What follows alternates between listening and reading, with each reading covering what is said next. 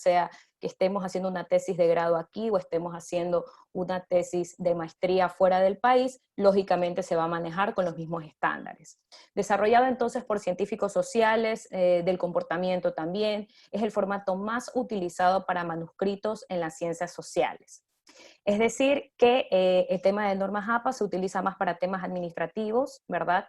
Y hay que decir también de que las normas, no solamente existen normas APA, sino otras normas, como por ejemplo normas Chicago, ¿verdad? Vancouver, etcétera. Pero en este caso, para temas sociales y administrativos, utilizamos normas APA.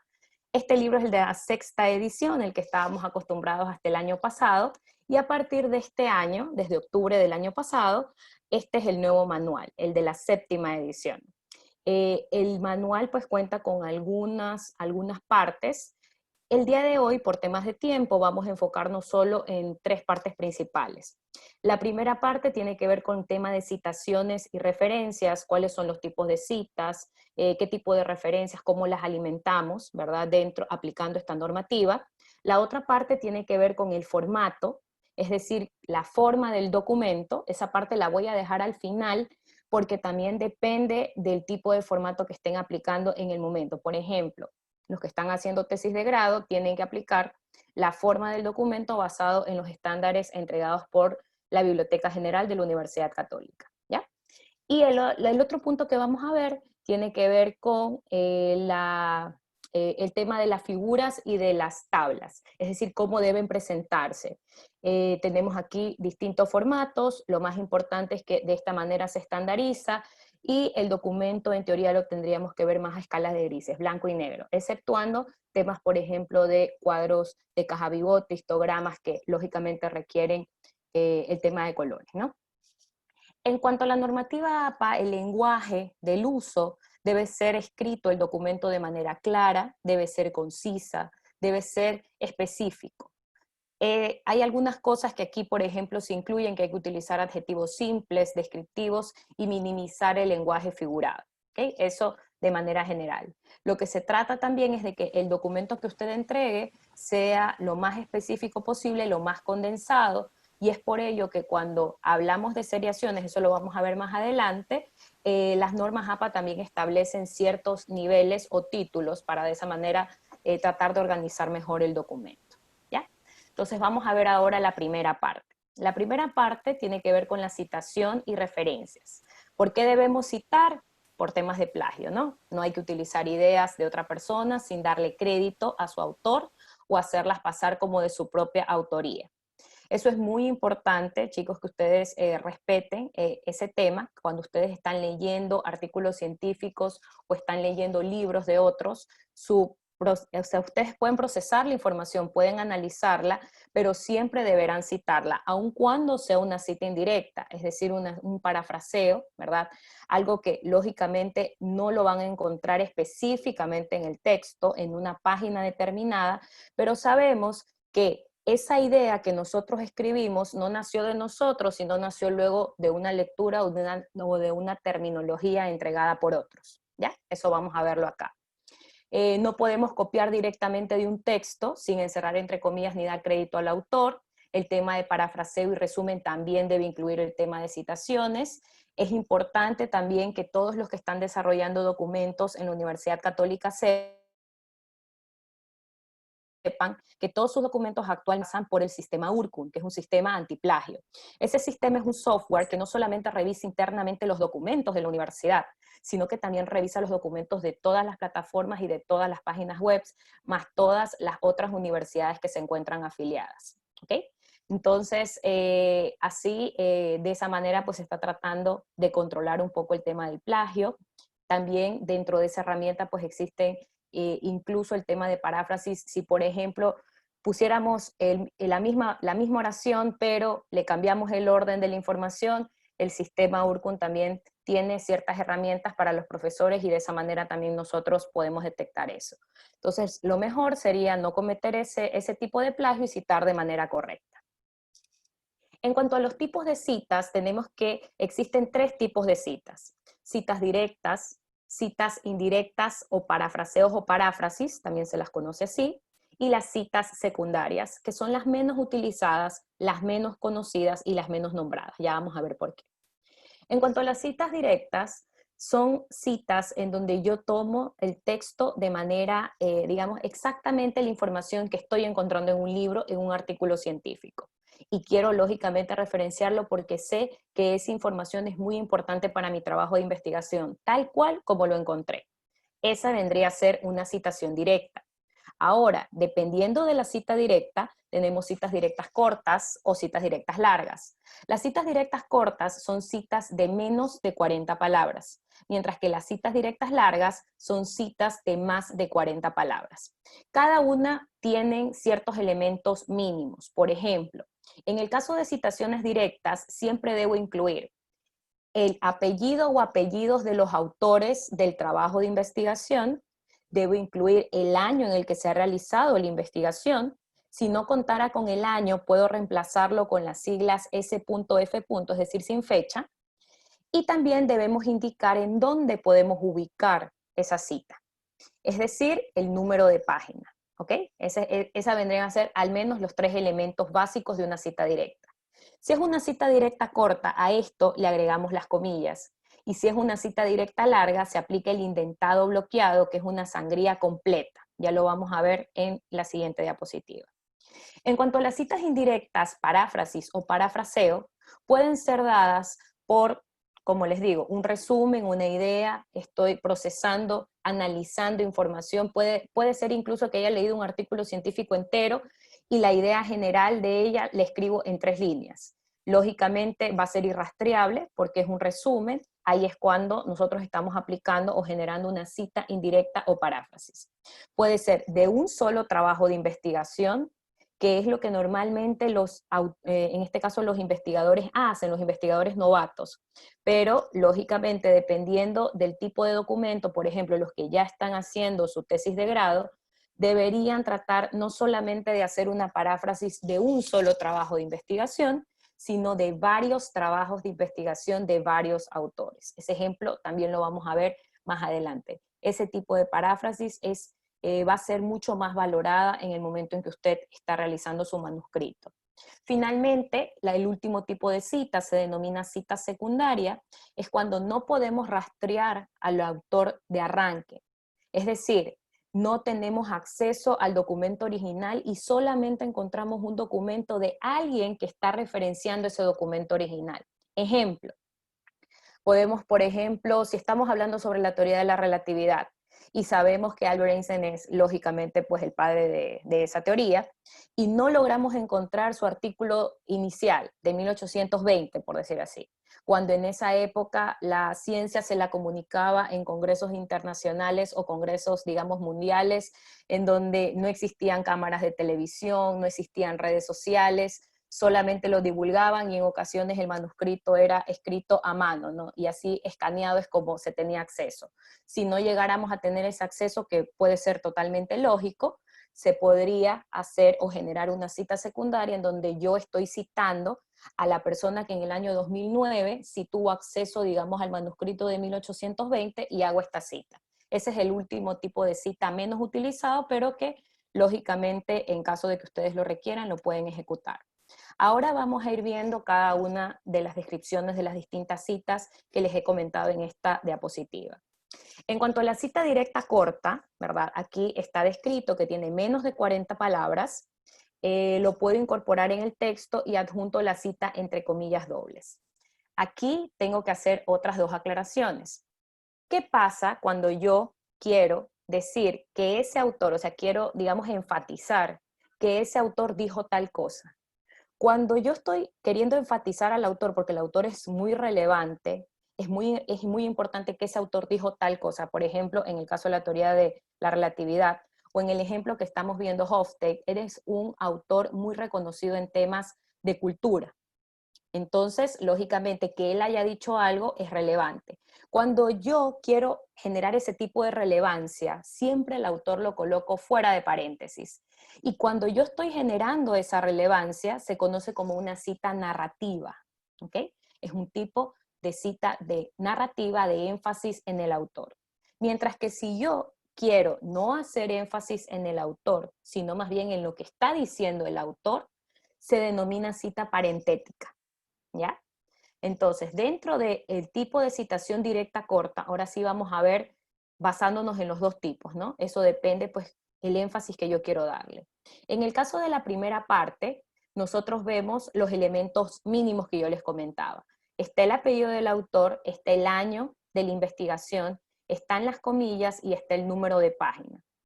La manera correcta de hacerlo entonces es, siempre el autor fuera, entre paréntesis, el año, define la cultura como, abro comillas, coloco la información textual que estoy extrayendo, en este caso de un artículo, que esta información se encuentra específicamente en la página 5.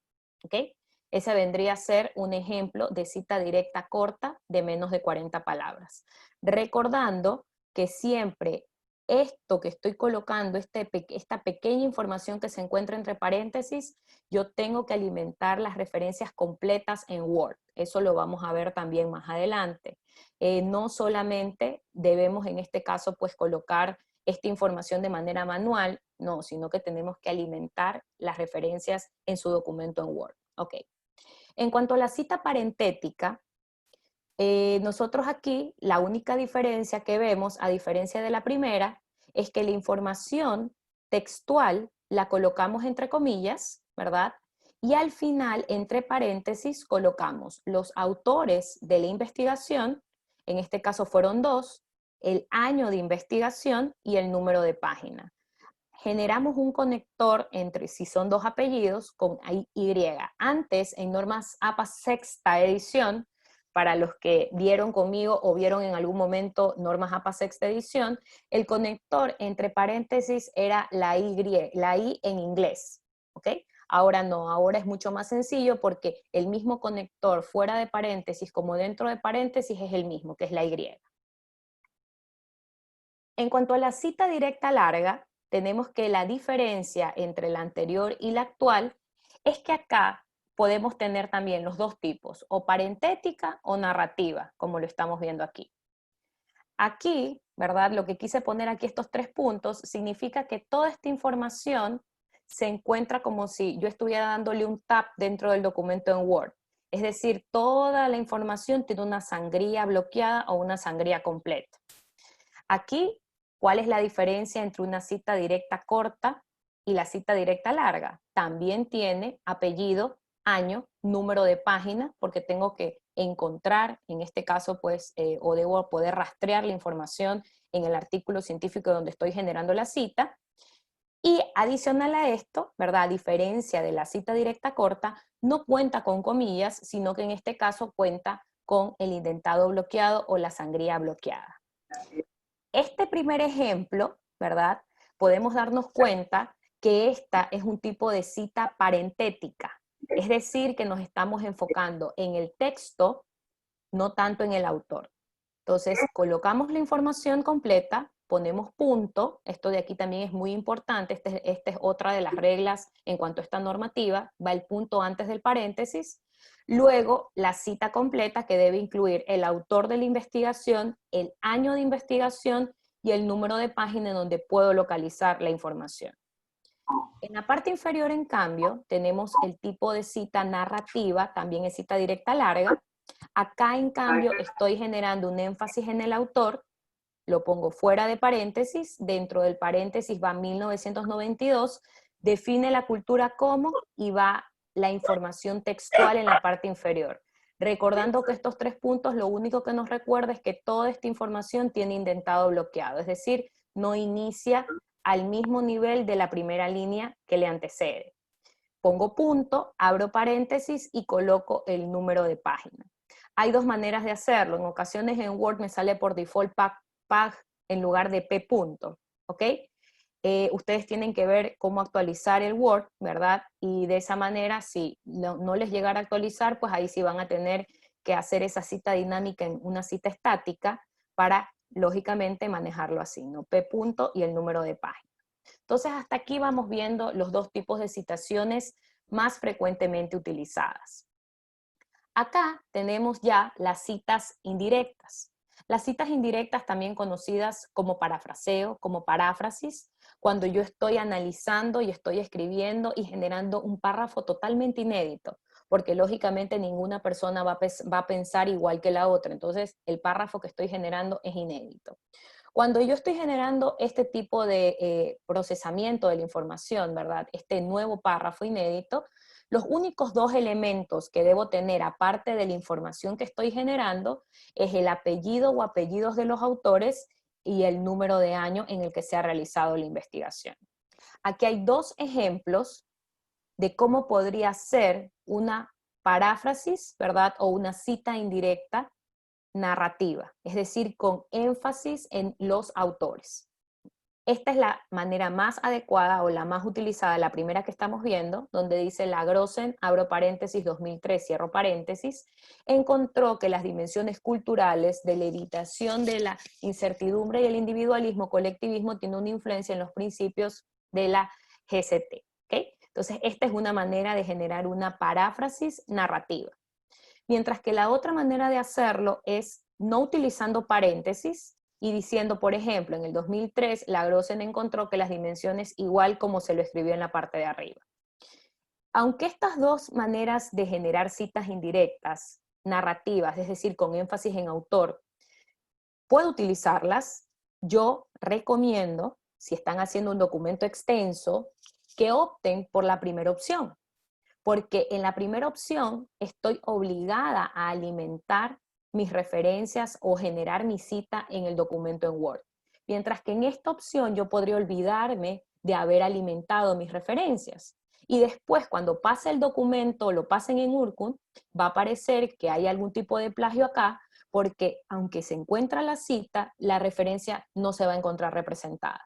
¿Ya? Algo importante también es que estamos arrancando con citaciones. Es muy diferente la citación versus la referencia. La citación es lo que va dentro del texto, mientras yo voy leyendo la información, lo que va dentro de paréntesis, mientras que la referencia es lo que antes ustedes conocían como bibliografía.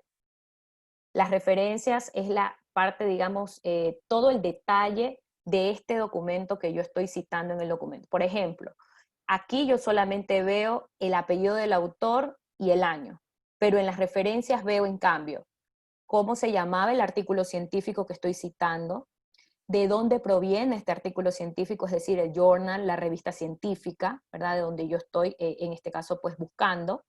También me va a indicar el nombre de la revista científica, el volumen, el número de la revista científica, el año en que se realizó la investigación, e incluso también va a indicar el número del DOI.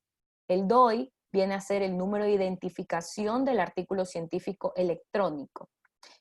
Para poder comprender esto, nosotros tenemos que, por ejemplo, pensar cuando nosotros nos vamos de viaje, no necesariamente en el aeropuerto nos ubican tanto por nuestro nombre completo, sino por nuestro número de pasaporte o número de cédula.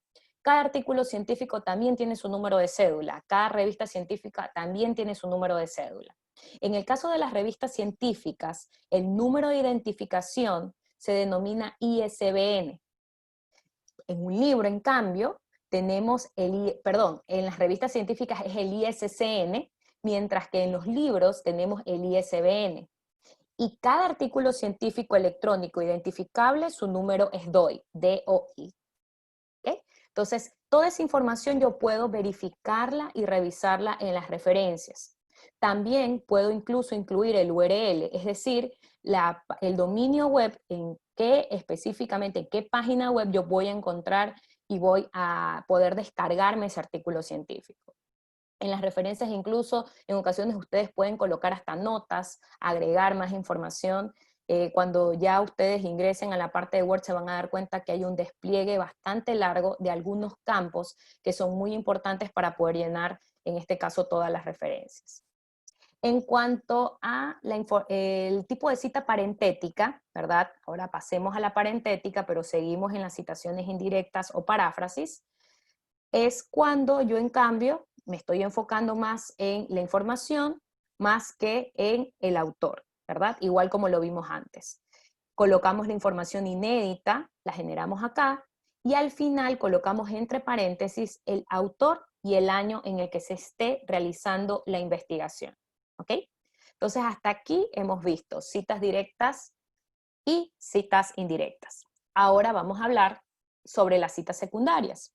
Estas citas secundarias, como les comentaba, normalmente se los utiliza cuando yo no puedo rastrear el artículo de arranque o el artículo, digamos, que yo quisiera citar realmente, porque no encuentro el artículo, porque es muy costoso quizás poder encontrar ese artículo científico. Es muy importante comentar esto porque, por ejemplo, todos los investigadores científicos, nosotros normalmente estamos afiliados a ciertas bases de datos, pagamos por ciertos permisos anuales. Y lógicamente cuando estamos haciendo un trabajo de investigación que no toma mucho tiempo y no voy a vivir de esto, no necesariamente ustedes van a adquirir todas las licencias. Entonces, lo que podrían hacer es encontrar artículos que estén referenciando al artículo original, pero no van a colocar que han leído el artículo de 1842, como estamos viendo el ejemplo aquí en las diapositivas, sino que vamos a decir que leímos un artículo del 2009 que mencionaba lo que Darwin en 1842 dijo, ¿ok? Por favor, para los que están haciendo sus tesis, esto es muy importante. No puedo citar o sea, si estoy leyendo un artículo científico que me está hablando de algo de 1800, no voy a ir a citar lo que está dentro del artículo de 1800 si yo sé que eso yo no lo he leído, eso lo leyó la persona del 2009, ¿ok? Tengo que citar solamente lo que yo estoy leyendo, siempre y cuando no haya ido a la fuente. Ahora, si en ese artículo del 2009 dice 1842 y yo tengo acceso al documento de 1842, ahí sí puedo generar o cita directa o cita indirecta como antes lo comentamos. Si no, tenemos que aplicar este tema de citas secundarias. El ejemplo, tenemos también dos ejemplos, ¿no? Está aquí ya directo, sin el texto, pero ustedes ya saben que se agrega el texto. Si fuera una cita parentética o una cita narrativa. La primera es, lógicamente, la opción de una cita narrativa con énfasis en el autor. Pongo Darwin, el autor fuera de paréntesis, luego abro paréntesis, pongo el año que correspondería, ¿verdad? 1842, y citado en, lógicamente, los autores del artículo que sí leí del 2009. Cierro paréntesis, describe, y de ahí, lógicamente, si sería aquí, por ejemplo, una información textual con comillas, si no sin comillas, ¿ok? Si solamente fuera una paráfrasis. Y el segundo caso sería de la misma manera como la anterior, lo único que diferencia es que el apellido del autor va dentro de paréntesis y genero, lógicamente, en este caso sería un tipo de cita parentética, ¿ya? Bueno, eso sería un poco la primera parte en cuanto a las citaciones. Ahora, ¿cuáles son las distintas variaciones dependiendo del número de autores que tengamos? Entonces, en el primer caso, vamos a ver, es muy fácil cuando encontramos artículos científicos en donde una sola persona ha hecho la investigación. Los que ya han comenzado a investigar se comenzaron a dar cuenta que no hay muchos investigadores que trabajen solos. Yo como investigadora científica les comento que un proceso investigativo es mejor siempre trabajarlo en equipo. Casi siempre tenemos equipos de investigación los investigadores y es por ello que esta parte es importante que ustedes lo sepan al momento de citar. Ejemplo, cuando por ejemplo tenemos un trabajo de investigación con dos autores, la manera correcta de conectar los dos autores va a ser con Y. Esto de aquí si fuera un tipo de cita narrativa. Si fuera un tipo de cita parentética, en normas APA sexta edición, es decir, la edición anterior, ustedes, los que ya manejaban esta edición, sabían que cuando los autores están dentro de paréntesis, el conector correcto era la I en inglés. Ahora, en normas APA séptima edición, actualizada al castellano, el conector, tanto fuera como dentro de, en este caso, de los autores, va a ser la Y, igual. Entonces, de esta manera, digamos que es una regla menos que debemos aprendernos, porque ya sabemos que interno o externo el conector siempre va a ser la Y, si son dos autores, ¿ya? Ahora, cada vez, por si acaso que vean con color así como moradito, violeta, es la diferencia entre la normativa sexta y la séptima edición, lo nuevo, ¿ya? ¿Qué pasa ahora si yo encuentro artículos científicos, libros, memorias de congresos en donde no solamente han escrito 2 autores, sino más de 2 autores. La regla nos dice, antes, en sexta edición, que la primera vez yo citaba a todos los autores. Ahora, con normas APA séptima edición, la nueva regla es que desde la primera vez, a partir de 3 autores, se eliminan todos los autores que lo acompañan al primer autor y solo dejamos el primer apellido del primer autor. Y el resto debe ser reemplazado por el sufijo, en este caso es et al, en latín. Hay otro sufijo que también es icols, que es y colegas, y otros. Pero el más utilizado, el mundialmente reconocido en castellano y en otros idiomas, es utilizar el latín o el sufijo et al. Antes, como ven acá, podíamos colocar los autores, o sea, colocábamos la primera vez varios autores. Entonces, también aquí estamos sintetizando un poco el tema de las normas APA. Una cosa menos también que debemos recordar, desde la primera vez debemos simplemente saber que desde la primera vez, más de 3 autores, solo coloco el primer autor. En cuanto a grupos de autores, aquí en cambio tenemos autores corporativos, es decir, personas, cuando no voy a generar una cita de personas naturales, sino que voy a generar una cita de una empresa, de una entidad, de una organización, ¿verdad? En este caso, pues, una persona no natural. Cuando son grupos de autores, en cuanto a la normativa, la manera correcta de generar la citación por primera vez va a ser incluir el nombre completo de la institución. Ejemplo, Servicio de Rentas Internas, pero lógicamente lo podemos resumir después con las siglas SRI. El IES, ¿verdad? Y así sucesivamente. Entonces, la primera vez, por ejemplo, BCE, sabemos que es Banco Central del Ecuador, colocamos el nombre completo de la institución, entre paréntesis las siglas, la primera cita, mientras que en la segunda y subsiguientes citas, solamente ya, ahora sí puedo identificarlo con siglas a esa empresa y entre paréntesis pongo el año. Esto de aquí, lógicamente, se lo está haciendo de esta manera porque estoy generando aquí, vendría a ser énfasis, en este caso, en la empresa, ¿verdad? En el autor. Si fuera parentética, la diferencia sería que abro paréntesis, coloco el nombre completo de la organización, coma, y abro corchetes, como cuando hacíamos, por ejemplo, las funciones en matemáticas, ¿verdad? Pero aquí en cambio aplicamos al revés. Cerrábamos, lo último de adentro era en paréntesis, lo de afuera era llaves, corchete, etcétera. Acá en normas APA es lo contrario, abro con paréntesis y cuando hay un paréntesis interno, lo reemplazo por un corchete. Entonces sería el nombre completo de la institución, supongamos que aquí dijera Servicio de Rentas Internas, coma, perdón, antes de la coma van los corchetes, SRI, cierro corchete, coma, 2010. Aquí tengo el cuadro, que era un cuadro que sintetiza toda la información dependiendo del tipo de cita, del número de autores. Este cuadro que les estoy presentando es el de normas APA sexta edición, es decir, a lo que nosotros antes estábamos acostumbrados. Si se pueden dar cuenta, era un poquito más complejo, porque, por ejemplo, la primera columna me indica el tipo de cita, dependiendo del número de autores, ¿no? Vemos los ejemplos de si es un autor, 2 autores, 3 autores, 4 autores, 5 autores y más de 6 autores. En las otras columnas que se pueden ver, las 2 primeras dicen primera cita del texto, es decir, esa sería una cita narrativa, siguientes citas del texto, narrativa.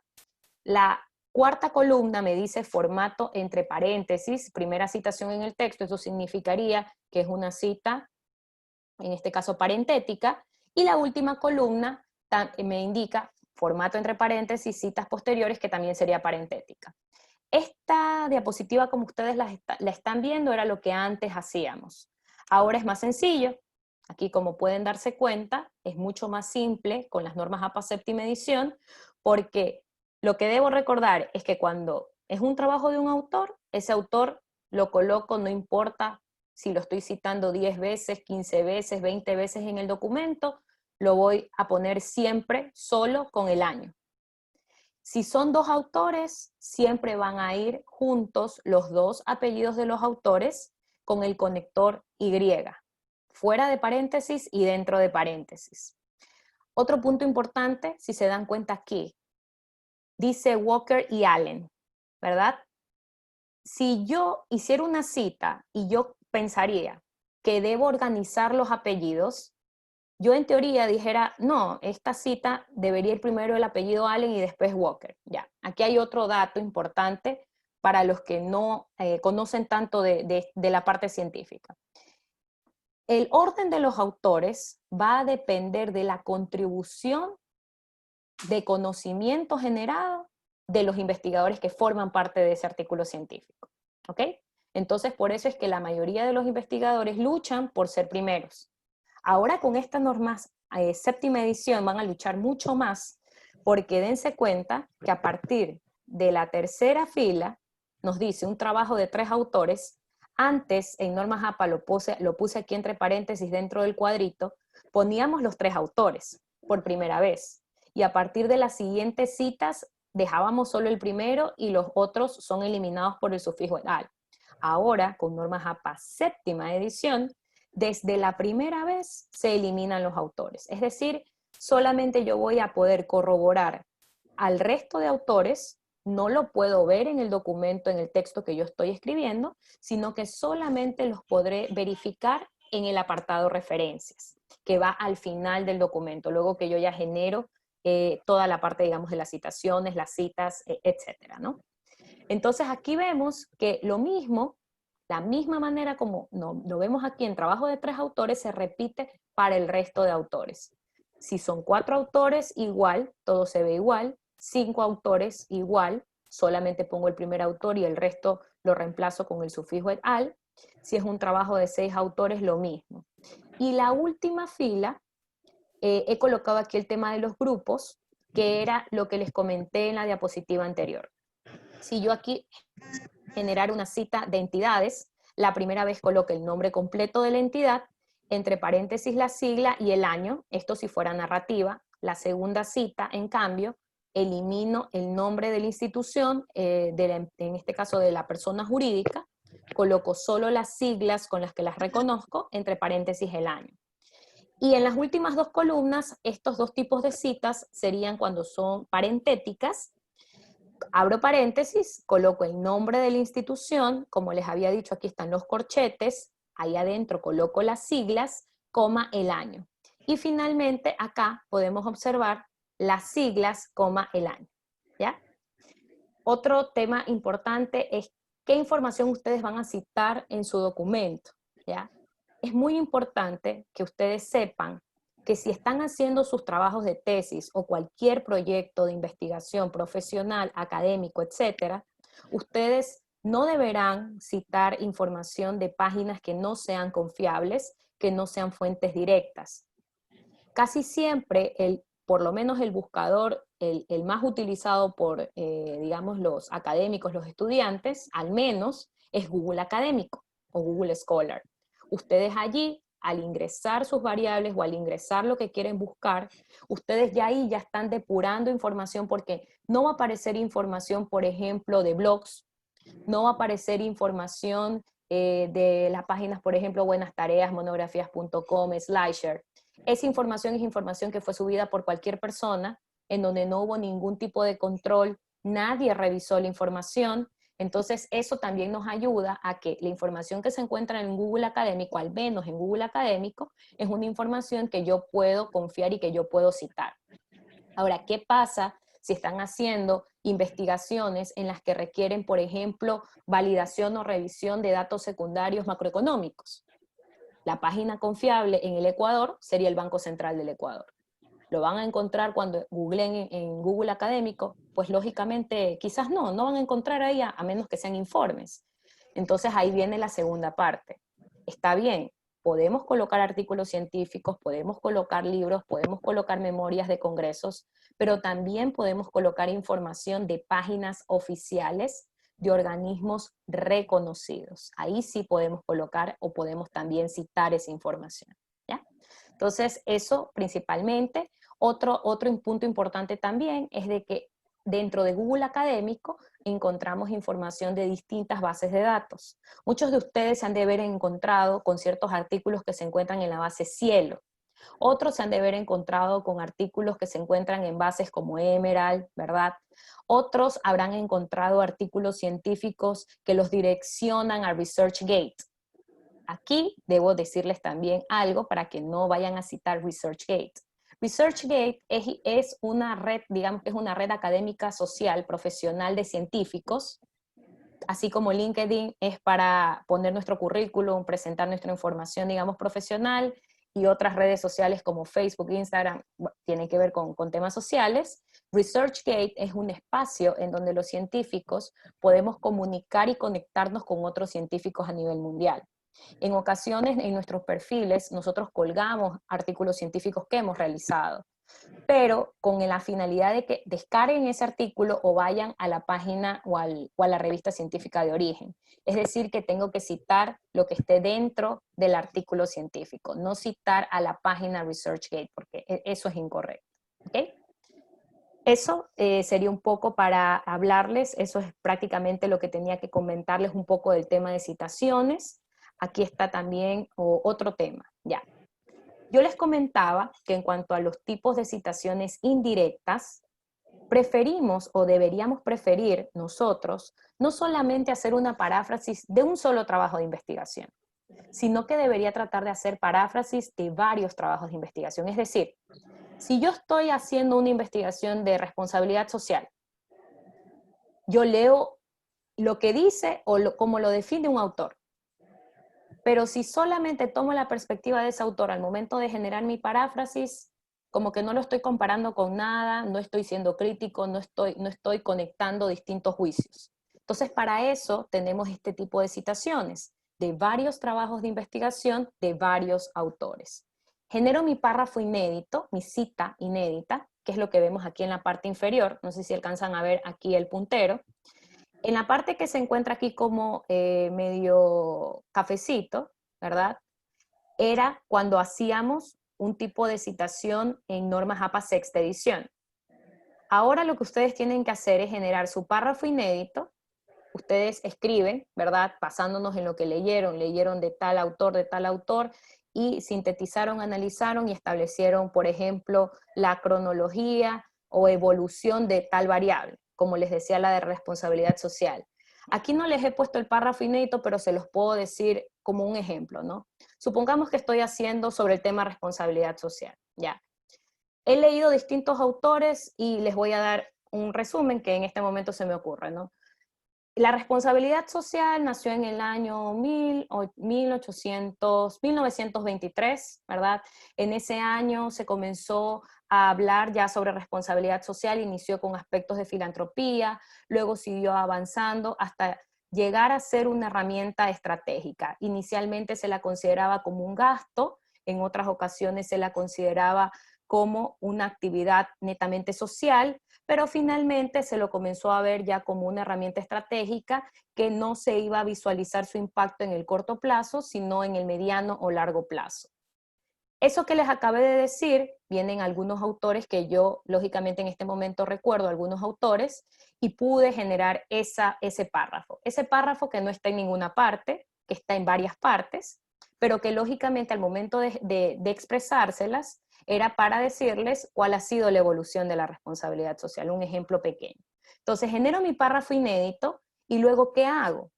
Si yo sé que al menos leí 3 artículos, digamos, para poder generar ese párrafo, abro paréntesis y comienzo a colocar los 3 trabajos de investigación.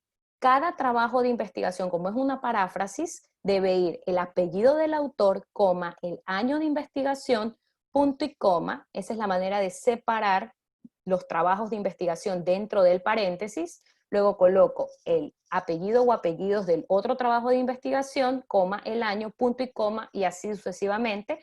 Si son muchos trabajos, pues digamos que estoy en el quinto, pongo el año final, cierro paréntesis y pongo punto. Entonces, en las diapositivas, aquí pueden observar un ejemplo, ¿ok? Entonces, digamos que es el mismo párrafo que yo dije, ya lo escribí aquí, abro paréntesis, y aquí viene la segunda regla. Sé que los trabajos de investigación los separo con punto y coma, pero de manera adicional también debo saber que voy a ponerlos de manera alfabética, pero solamente basándonos en la primera letra del primer autor del trabajo de investigación, ¿ok? Es decir, no reorganizo autores, sino simplemente los ordeno basándonos en la primera letra. Entonces aquí está el ejemplo, por eso está sombreado. Miller va primero, coma, 1999, punto y coma, Padilla et al., coma, 2017. Aquí, si se dan cuenta entre la diferencia entre el trabajo de investigación de sexta edición, aquí sí poníamos los 4 autores por primera vez.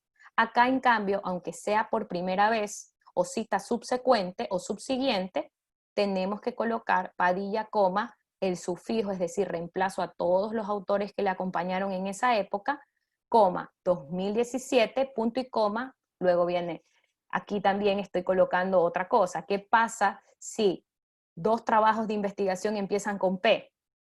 Entonces tengo que seguir viendo a la segunda letra y dependiendo en orden alfabético, decido cuál grupo va primero. En este caso Padilla, y luego va Porter, 2018, y el último autor, que lógicamente son 2 autores y que conectan con Y, coma, 1998.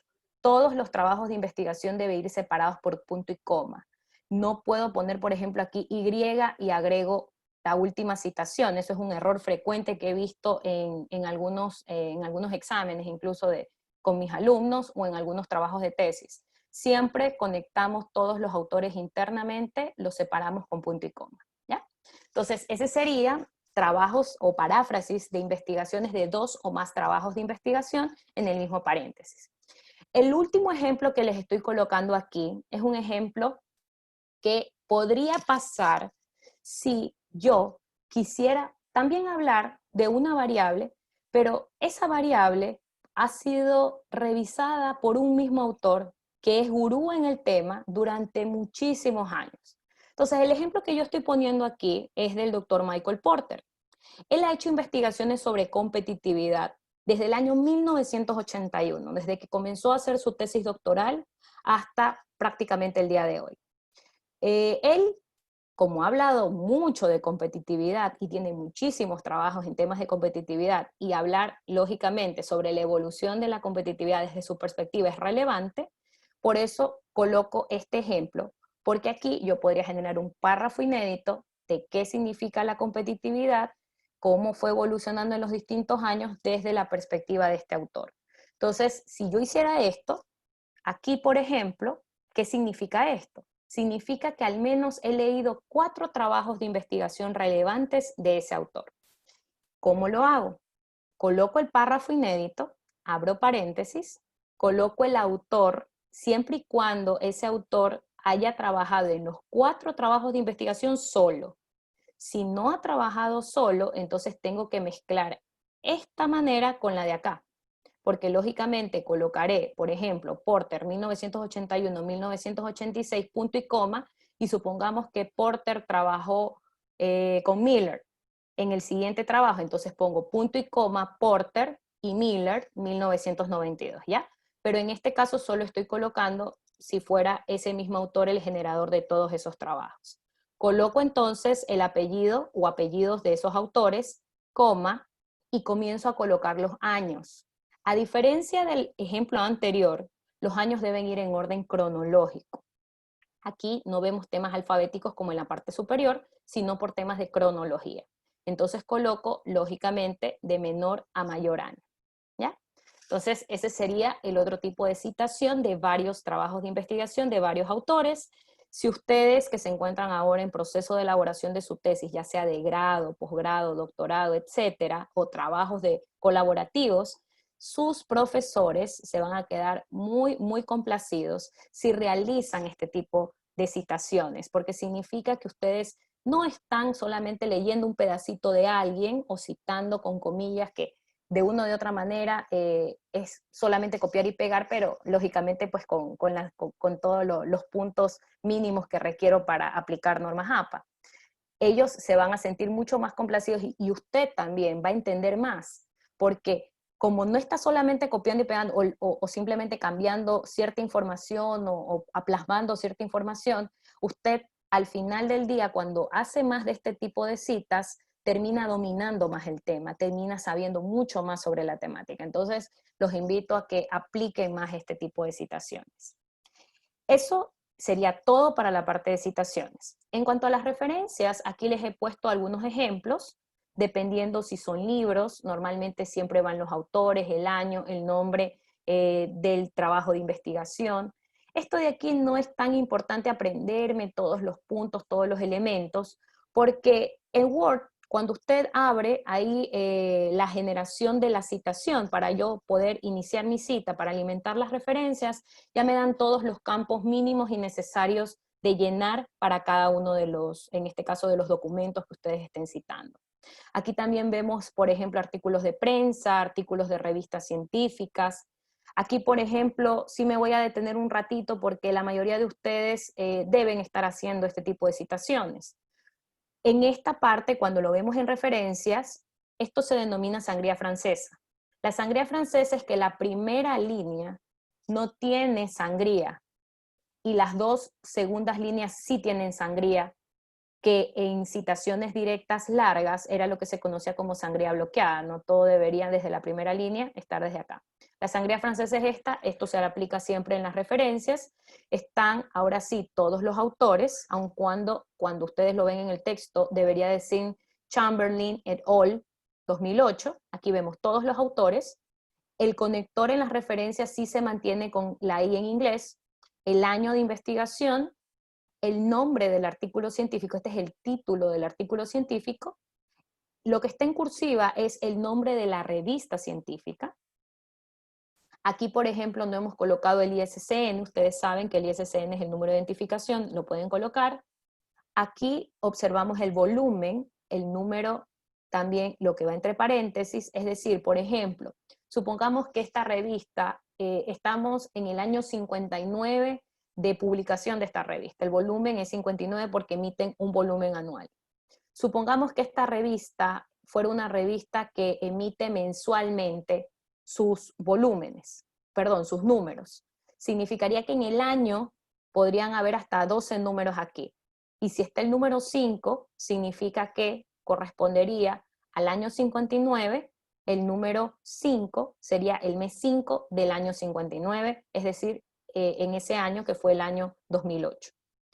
Y finalmente aquí observamos los rangos de página. Es importante ver, por ejemplo, este artículo es un artículo súper chiquito, que tiene poquitas páginas. Estos números de páginas, si se dan cuenta, no va del 1 al 3 o del 1 al 4, sino que dice el número de páginas que correspondería cuando yo, si tuviera mi revista científica físicamente, estaría en el número de página 26. ¿Ya? Ahí es donde visualmente encuentro ese artículo científico. Otro punto, otra actualización de normas séptima edición es que la ubicación geográfica del editor ya no se incluye en la referencia. En lugar de Nueva York, por ejemplo aquí New York, McGraw-Hill, simplemente se coloca el editor, ¿no? McGraw-Hill. Ahí están las diferencias entre la sexta y la séptima edición. En cuanto a los apellidos, antes se utilizaban, ahora, perdón, se pueden utilizar hasta 20 autores en las referencias. Antes solamente se podían observar en las referencias hasta 7. Ahora sí podemos verlo de manera completa, como se observa aquí. ¿Ok? ¿Qué otro punto tenemos? El URL, el DOI. Ya, como les decía aquí el DOI, están ahora formateados como URL, es decir, HTTPs, ¿ya? Mientras que antes el DOI, la etiqueta DOI, ¿verdad? No era necesaria. Ya no, perdón, la etiqueta DOI ya no es necesaria, ahora utilizamos como HTTPs, ¿ya? Entonces aquí vemos la diferencia, ¿no? Antes, usted en sexta edición decía DOI 2 puntos y venía el número, ahora va directamente como dirección HTTP. Es decir, colocamos todo ese número, todo ese link a manera de link, y eso siempre normalmente lo puedo encontrar en el artículo científico. Otra actualización de séptima edición es que las URL se incrustan directamente en la referencia sin ir precedidas de recuperado de, a menos que se necesite una fecha de recuperación. Ahí podemos ver también la diferencia entre sexta y séptima edición. Para los libros electrónicos, el formato, la palabra o el dispositivo ya no se incluyen en la referencia. Aquí también pueden observar, ahora se ha sintetizado mucho más esta información. Si ustedes están generando estas referencias utilizando Word, ¿verdad? Para los que quizás no están familiarizados con eso, abren un documento en Word y en la pestaña Referencias, ustedes presionan Insertar cita y cuando agregan una cita, se abre este cuadro de diálogo en donde yo puedo crear esa fuente que va a alimentar mi bibliografía a manera de referencia. Cuando ustedes ven en la primera parte en tipo de fuente bibliográfica, se despliega aquí la información de todos los tipos de información que yo puedo citar. Ustedes aquí seleccionan lo que lógicamente quieren, en este caso pues, incluir como fuente. Si es una revista científica, artículo de revista. Si por ejemplo es una tesis de grado, una tesis de maestría, una tesis de doctorado, lo ingreso como informe. Si es por ejemplo una memoria de un congreso internacional, un acta de conferencia. Si es un libro, sección de libro, bueno, y aquí cuando ustedes lo vean en Word van a ver que hay muchísimas más opciones. Una vez que selecciono esta opción, automáticamente me salen todos los campos que yo debo ir llenando. Aquí, por ejemplo, tengo algunos de los campos si fuera sitio web. Lo que hago aquí es escribir el autor, el nombre completo, ¿ok? Pongo apellido, coma, el nombre o la inicial. Si ustedes saben o quieren colocar algunos autores aquí porque es un trabajo de investigación de 4 autores y no saben cómo deberían ingresarlo de manera correcta, aquí hay un botón que se llama editar. Cuando ustedes lo presionan, les abre un cuadro de diálogo en donde pueden ir ingresando apellido, año y lógicamente poco a poco van a salir después. Cuando ustedes ponen aceptar finalmente, todos los apellidos de ese trabajo de investigación. Si no, por ejemplo, yo que ya he manejado bastante esto, la manera correcta es colocar apellido, coma, inicial del nombre, punto y coma, apellido, coma, inicial del nombre, punto, punto y coma, y así lo separamos. Eso si son personas naturales. Ahora, ¿qué pasa si son personas jurídicas? Ahí lo que tengo que hacer es habilitar este recuadro que estoy, en este caso, pues señalando, que dice autor corporativo. Ustedes lo habilitan y aquí colocan el nombre de la empresa, ¿verdad? O de la persona, lógicamente, pues a la persona jurídica que están, en este caso, pues referenciando. Retrocedo porque acá hay, por ejemplo, el título, ¿verdad? Aquí coloco el título del trabajo de investigación del artículo científico, pongo el nombre de la revista a la que pertenece ese artículo científico, pongo la ciudad, si así lo quisiera, pero en séptima edición me dicen que ya no es necesario, no lo coloco, el año, el número de páginas, y si se dan cuenta que hay unos puntitos rojitos. En la parte inferior del recuadro dice campo recomendado. Cuando ustedes abren este cuadro de diálogo, les va a aparecer los campos mínimos que ustedes necesitan para poder completar la citación, digamos, en normas APA séptima edición, o por lo menos para que me genere mi cita en Word. Mi recomendación es que, como se puede observar aquí, ustedes siempre habiliten este campo que dice mostrar todos los campos bibliográficos y ponen estos puntos, de manera adicional ponen el editorial o el editor, ponen el URL, ponen el DOI, ponen el ISSN, en este caso de la revista científica, el ISBN del libro, ¿verdad? Y eso sería al menos los puntos que ustedes deberían incluir, ¿ya? Entonces es importante que eso también, cuando lo estén chequeando en Word, lo revisen también. Eso si van a generar citaciones directamente en el documento en Word. Hay otra cosa, también pueden generar o alimentar las fuentes por medio de softwares que se denominan gestores bibliográficos. Los gestores bibliográficos gratuitos, por ejemplo, que ustedes quizás pueden utilizar cuando necesitan incluir muchos trabajos de investigación en su documento de Word, son Zotero y Mendeley. En el caso de Zotero, si ustedes ingresan a la página web de la Católica, ¿verdad? www.ucsg.edu.es, se van a la sección de biblioteca y ahí hay una parte donde dice recursos y hay el manual para que ustedes puedan descargar Zotero y cómo utilizarlo y cómo incluir su icono de Zotero en el documento en Word para que puedan generar, en este caso de manera automática, sus citas, no les estén ingresando manualmente, sino lógicamente digamos, pues es una ayuda de un software, ¿no?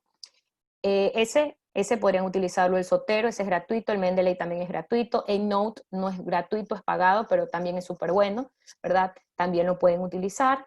Y ese software también incluso te permite tener ciertos abstracts o mejorar la organización de tus documentos, de tus fuentes, de los artículos científicos que en este caso pues estás revisando. ¿Okay? ¿Qué otro punto tenemos? Ah, ya. Aquí está el ejemplo ya lleno. Yo simplemente les estoy poniendo, si a las personas que no saben cómo se llena, aquí está. Esto de aquí, por ejemplo, es un artículo de revista. El autor, como les decía, es el apellido, coma, la inicial, punto y coma, el apellido, coma, la inicial, punto, ¿no? Si fuera una personas naturales, el título, el nombre de la revista, los puntos mínimos que les decía que ustedes deben llenar, ¿no? Cuando ustedes ya quieran generar sus referencias, para los que no recuerdan quizás esto, ¿verdad? Así como se genera la tabla de contenido, generamos también nuestras referencias. Lo que hacemos es colocar aquí en la parte de referencias, presionamos el botón bibliografía y en la parte inferior aquí tenemos las referencias, ¿no? Que las generamos automáticamente. Aquí lo importante de por qué ahora se llaman referencias y antes lo mencionábamos como bibliografía, pero vemos que la bibliografía todavía existe. La bibliografía es, por ejemplo, cualquier cosa que yo necesité utilizar o necesité saber para generar ese trabajo de investigación, ¿ya? Incluso podría ser hasta el diccionario para haber utilizado mejores palabras dentro de mi texto. Ejemplo, ¿ya? Eso significa bibliografía, es decir, todo lo que yo pude haber utilizado para generar mi trabajo de investigación. En normas APA sexta y séptima edición, al decir que solamente generamos referencias, significa que solo lo que esté citado en el documento del texto, es decir, yo utilicé tal información de tal autor, de tal artículo científico, eso es lo que yo tengo, lógicamente, que generar como referencia. Esa es la diferencia, ¿no? Y por eso siempre debo generar esta parte, las referencias. ¿Ok? Este es el ejemplo de cómo se ven sus referencias en Word. Como les decía aquí, es la sangría francesa y siempre se va a generar de manera alfabética. Esa sería entonces toda la parte de citaciones, cómo se visualiza en Word. Ahora vamos a pasar a la parte de presentación de tablas y figuras. Este es un ejemplo de cómo se representa una tabla. Se van a dar cuenta que cuando vemos esta tabla, lo primero que nos damos cuenta es de que es diferente a las tablas que normalmente yo hago, en donde quizás ustedes dividían, ¿verdad?, las columnas. Ahora en normas APA sexta, desde la sexta y la séptima edición, solo utilizamos líneas que son horizontales, ¿ya? ¿Qué tipo de líneas utilizamos? Solo utilizamos normalmente 3 líneas, eso es lo mínimo que utilizamos. Para abrir la tabla, para cerrar la tabla y para separar cuáles son los encabezados de la tabla. ¿Cuáles son las partes de una tabla? En normas APA sexta edición y séptima edición. El encabezado, el cuerpo de la tabla y el pie de la tabla. En el encabezado, en la primera línea, colocamos tabla y ponemos el número que le corresponda, sin poner NO, sin poner asterisco, sin poner numeral, ¿ok? Solamente lo colocamos así, tabla y el número que le corresponda. En la segunda línea colocamos el título de la tabla, es decir, cómo estoy nombrando a la tabla. El formato que utilizamos es con letra cursiva. Luego va el cuerpo de la tabla, que van los encabezados, va la información dentro de la tabla, y en la parte inferior, el pie de la tabla, colocamos lo que antes ustedes quizás agregaban como la palabra fuente. Muchos de ustedes quizás utilizaban fuente, 2 puntos, elaboración propia o INEC, de donde lo extrajeron, si fuera algo, alguna información secundaria que están representando en su documento, ¿ya? En normas APA sexta y séptima edición, en la parte inferior, la nota, ahora, lo que antes ustedes conocían como fuente, ahora lo conocemos como nota. Colocamos nota, punto, esto de aquí lo colocamos con letra cursiva, y de ahí colocamos lo que quisiéramos explicar. Si ustedes se dan cuenta, aquí estoy tratando de explicar el resumen, como yo había, digamos, aquí, había colocado el resumen de estas variables, digamos que así fue como se las representó en el software estadístico, ¿verdad? Entonces acá en la parte inferior, yo hago la aclaración que este constructo BOSPER significa Business Performance, ¿ok? Entonces esas aclaraciones, que pueden ser aclaraciones de palabras o aclaraciones estadísticas, si aquí por ejemplo yo le pusiera un asterisco y digo que son significativos al 5%, al 0.005%, ¿verdad? Entonces eso yo lo puedo colocar en la parte inferior, en el pie de la tabla, ¿ya? ¿Qué pasa si yo veo esto así? Esto de aquí, si yo lo veo así, significaría que esta es una información que es de corte primario, es decir, que yo lo he generado en esta investigación. Por eso no estoy diciendo que le pertenece a nadie ni lo estoy extrayendo de nadie, sino que son datos que yo generé en esta investigación, ¿no? Aquí vemos sesgo y kurtosis, ¿ya? Esto es información de constructos, estadística descriptiva, ejemplo, ¿ya? Ahora pasamos a la siguiente tabla, que esta es una tabla simple, ¿ok? Esta es la manera en cómo debemos presentarlo. Hay otra cosa también importante, que en el caso de la nota, por ejemplo, todo el documento en normas APA siempre en general debe tener una fuente de 12 puntos, es decir, tamaño 12. Y el interlineado debe ser interlineado doble, sin espaciado anterior o posterior. Solamente tenemos excepción de un interlineado menor a doble cuando es una tabla. Aquí sí podemos utilizar interlineado simple. Por eso vemos tan pegadas las letras y también podemos utilizar digamos, pues en el pie de la tabla, el tamaño de fuente puede ser hasta de 10. Este segundo ejemplo de una tabla un poco más complicada, más compleja, ¿verdad? Es para que ustedes vean hasta cómo yo podría introducir, cuántas veces podría introducir estas líneas y por qué puedo introducir estas líneas. Si se dan cuenta, las tres líneas principales se mantienen. Abro la tabla, separo el y los encabezados de la tabla y cierro la tabla. La diferencia acá es que para poder comprender que lógicamente estas columnas se subdividen en tales variables y tales datos, yo puedo generar también estas líneas internas, cortas, que simplemente me dicen que el tema general que yo estoy viendo aquí es la fuente del apoyo social del conflicto social, que estoy midiendo a la madre, a la pareja y a los amigos, y lógicamente aquí veo la variación de R cuadrado y de beta, ¿ya? Entonces, lógicamente ahí puedo generar estas líneas, pero que no dejan de ser líneas internas que separan el encabezado del cuerpo de la tabla, ¿ya? En la parte inferior volvemos a ver el pie de la tabla y en este caso, a diferencia del anterior, nos damos cuenta que dice nota adaptado de y dice un tema. Entonces, entendería yo, y esto es lo que significa esta tabla, es que esta información que yo he colocado aquí es una información que yo extraje de un documento o un artículo científico, es una fuente secundaria que yo he decidido incluir en mi investigación. Cuando dice adaptado de, significa que yo he hecho cambios. De una o de otra manera, yo he hecho cambios en la tabla, quizás he dejado datos fuera y solo he dejado la información que es importante para mí. Si en cambio aquí dijera nota, ¿verdad? Tomado de, significaría que la tabla es exactamente igual que si yo me fuera a ese artículo científico y viera la tabla, ¿ok? Entonces recuerden eso, si están tomando información exacta, arrancan con tomado de, y si van a manipular la información de la tabla, debe decir adaptado de. Abro comillas y va el título de la investigación tal cual como si fuera una referencia, cierro comillas por, aquí colocamos primero la sigla, el apellido, apellidos de todas las personas que intervinieron en la investigación, el año de la investigación, el nombre del journal, es decir, el nombre de la revista científica, el volumen de la revista científica y el número de página en donde puedo encontrar esa información.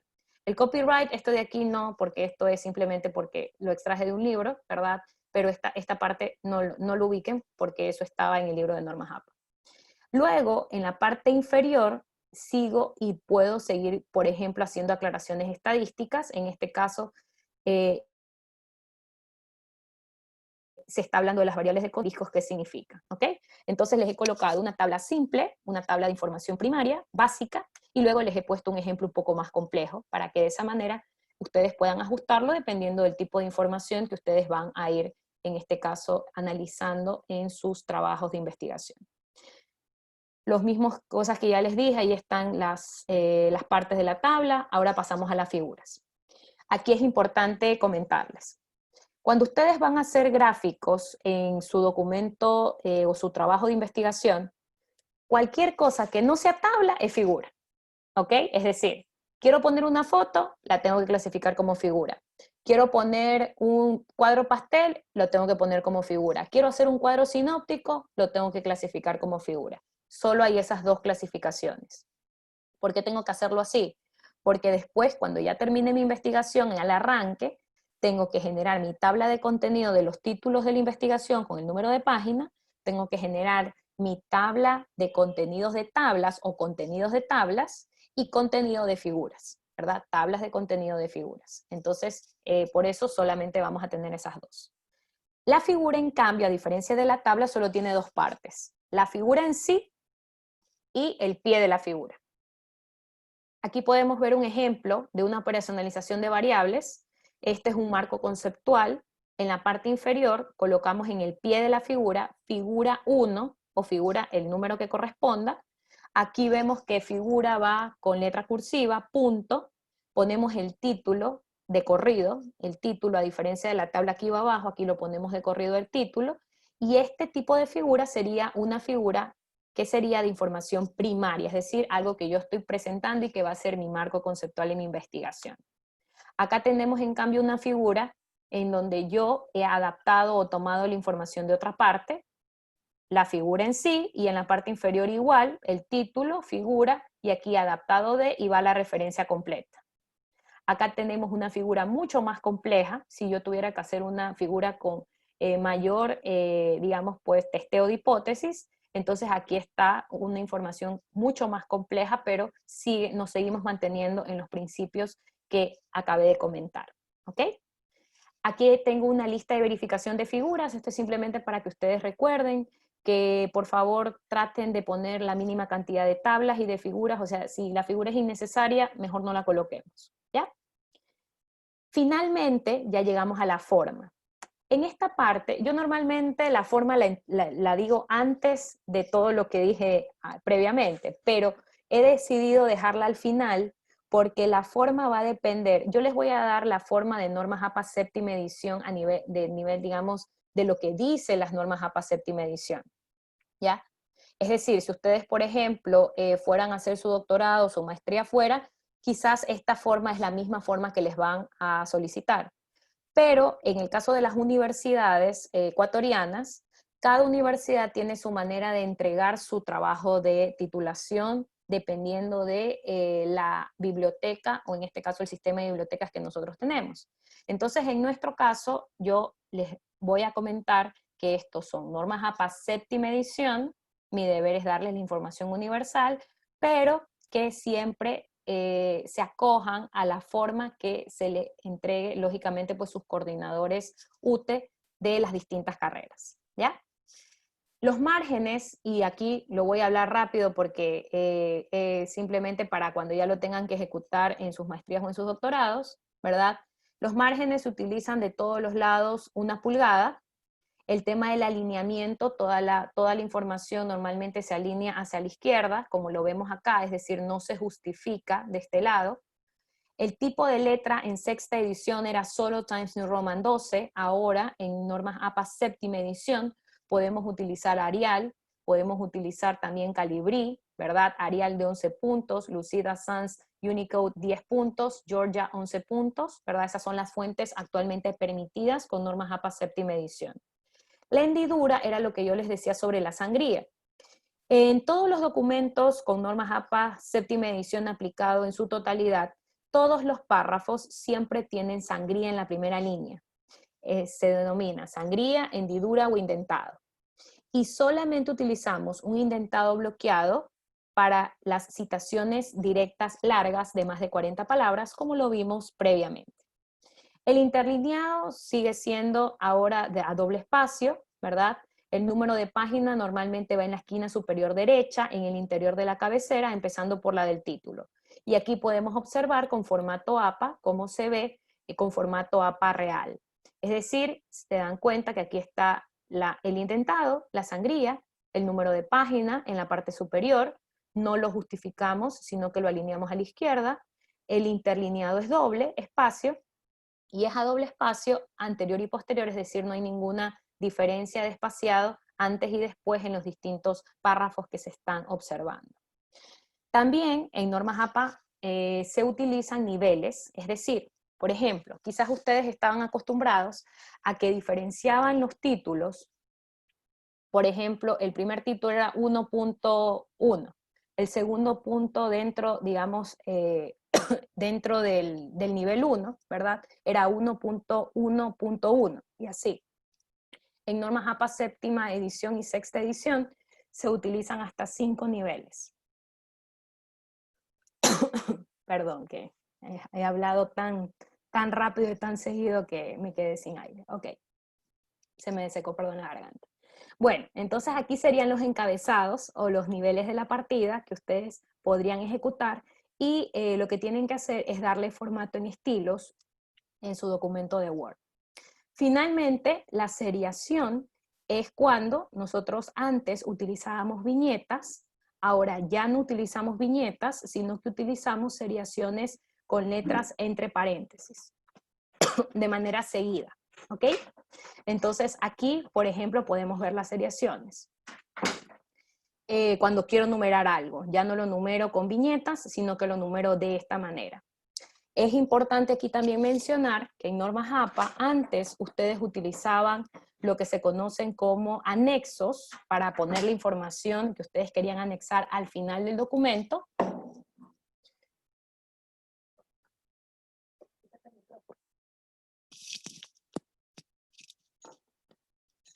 Ok, bueno, perdón, gracias. Aquí entonces, lo que les decía en los anexos, ¿verdad? Es que antes los anexos, nosotros lo que hacíamos era colocar al final anexo 1, anexo 2, anexo 3. En normas APA nosotros no le decimos anexos, sino que le decimos apéndices. Y los apéndices se numeran A, B, C, con letras, ¿ya? Entonces, ese mismo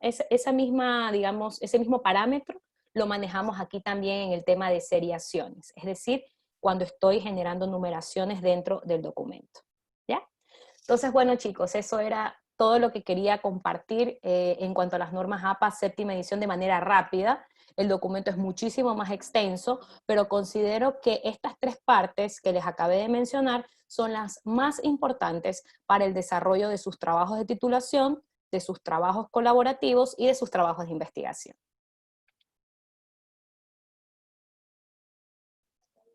No sé si tengan alguna pregunta, alguna inquietud, ¿verdad? Ahora que ustedes se encuentran desarrollando sus investigaciones.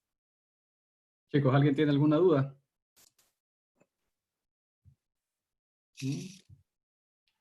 Bueno, parece que no.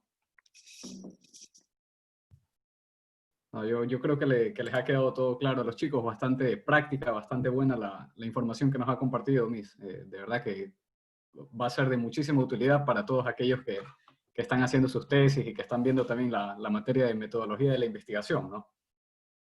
Perfecto, me alegra muchísimo que ustedes lógicamente pues les haya gustado, en este caso haya servido la información.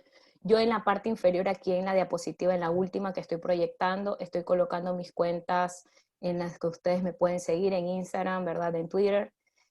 Ahí yo siempre coloco ciertas novedades, algunos eventos, no solamente en el que ustedes me invitan, sino otros eventos que también estamos desarrollando de manera, bueno, en mi caso de manera profesional, pero también como directora del Instituto de Investigación.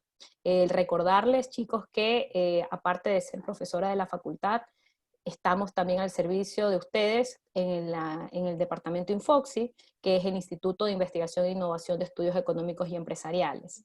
El INESEM, perdón, estaba con el nombre anterior, perdón, el INESEM. Y aquí en la parte inferior también pueden ver las cuentas de INESEM, es INESEM UCSG, en donde pueden seguirlo en Facebook, Instagram y Twitter. La próxima semana incluso vamos a tener un conversatorio, estamos haciendo ahora un masterclass INESEM. El día martes los invito a todos que nos puedan acompañar. Estamos trayendo de manera virtual, lógicamente, investigadores, profesionales internacionales, doctores internacionales, que quieren compartir información bastante relevante y lógicamente pues lo estamos viendo desde el punto de vista de lo que se nos viene, ¿no? De cara a la pandemia. Ah, súper bueno, Miss. Sí, los Bastante, invito. bastante interesante eso. Sí, bueno, entonces, bueno, para finalizar, de parte de todos quienes conformamos la Asociación de Estudiantes, le agradecemos por la magistral intervención a la ingeniera Carmen Padilla, quien nos ha compartido las nuevas directrices diseñadas para facilitar la comunicación en las publicaciones académicas, especialmente en la citación y referenciación de fuentes de información. Asimismo, también les recordamos que en los documentos que realicen siempre debe existir probidad académica y deben acceder a fuentes verídicas de información científica para que su trabajo sea auténtico, ¿no? Entonces, bueno, de manera personal, le aprecio mucho su colaboración, Miss, para dotar de conocimientos a los participantes del taller del día de hoy. Y bueno, también sé que usted tiene diversas ocupaciones y que su labor como docente e investigadora no se ha detenido. Por ello, valoro demasiado su esfuerzo por haber sido parte de esta iniciativa. Espero que en algún momento nos volvamos a reunir en una próxima ocasión para tratar algún otro tema de interés que les aporte a los chicos. Y bueno, es eso, ¿no? Ahora le doy, si desea, algún espacio para algún otro tipo de palabras, Miss, que tenga para los chicos. Sí, bueno, muchísimas gracias. Justo ahorita estoy viendo en el chat algunos de mis alumnos, otras personas también que están dentro de la actividad. Todos están agradeciendo, esperamos que sea información bastante importante. Ahí vemos a Jesús, a Ángela, a Melanie, ¿verdad? Algunas personas que están escribiendo allí. Les agradezco mucho por haberme permitido compartirles esta información. Para mí siempre lo más importante es poder compartir este conocimiento como profesora. Eso es lo único que deseo, ¿no? Poder compartir el conocimiento, que cada vez ustedes se preparen más, que sus documentos sean mejores, que si les gusta el tema de investigación se involucren más, abrirles las puertas también en el instituto. Si quieren trabajar en proyectos de investigación, estamos a las órdenes.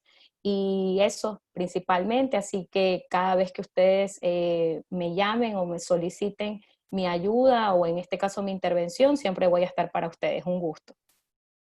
Sí, de verdad, le agradecemos muchísimo por la apertura, Miss, de parte de todos, o sea, personal y también por los chicos que conformamos la asociación. De verdad, muchísimas gracias por todo el aporte que nos ha dado el día de hoy y anteriormente. Perfecto. Un gusto también entonces. Ya, listo, Miss. Entonces, Saludos para así todos. sí. Nos vemos, chicos, entonces. Muchas gracias a todos por Chao. haber sido parte de este taller. Cuídense. Buen fin de semana. Hasta luego. Gracias, Miss. Igual para usted. Hasta luego.